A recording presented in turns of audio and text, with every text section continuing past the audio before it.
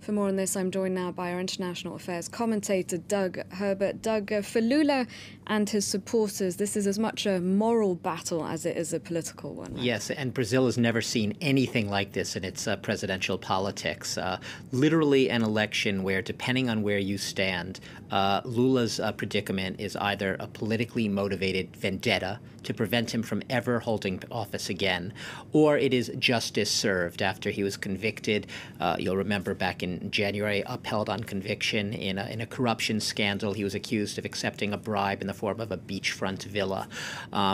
What's interesting about this is often when you hear politicians, crying conspiracy plots against them, you have to sort of scratch the surface and you have to say, what's up there? And look, you look at this case here and you say that, Lula has quite a point because, for one, even the judge himself who convicted him was sort of had to acknowledge the fact that there was no absolute concrete proof of any corruption or wrongdoing on his part.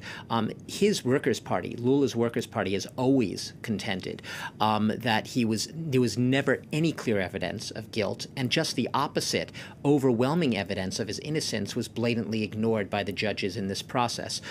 So a very interesting sort of phenomenon here. We've seen Brazilian society lurching to the right. We've seen after the years of Lula, which you'll remember was followed by his hand-picked successor, Dilma Rousseff, who herself then was impeached, not on corruption charges, but for budgetary, tinkering or whatever. They've been out of power, a real rightward lurch in society. So they're really, I believe that there is a lot of credibility to the claims when Lula says that there seems to be a very entrenched part of society, Brazilian society, very divided, polarized right now about this, to keep him from being able to be president again. And that's going to be up. They're going to go through all the appeals they can to see that he can remain on the ballot. And Lula hasn't been in power for nearly a decade, and yet he's still hugely popular. Why is that? Absolutely hugely. First of all, Barack Obama once called him the most popular politician on earth, you might remember. When he left office, 2011, he had a record high approval rating, 87%. I mean, that's like Stalinist, right?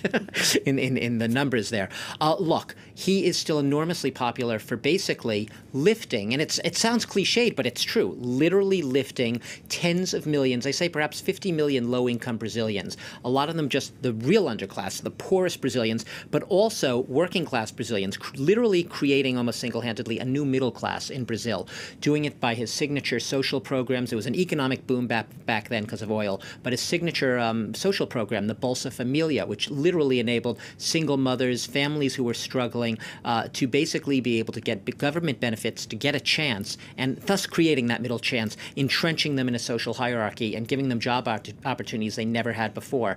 So literally tens of millions empowered, enfranchised in Brazilian society. Those are people who still remain extremely devoted to Lula, even nearly a decade after he was in power. Nearly a third of them would vote for Lula if he is able to run. So he is right now the presumed front runner, even though he has not been it's not been determined whether or not he will, in fact, be able to keep his name on the ballot.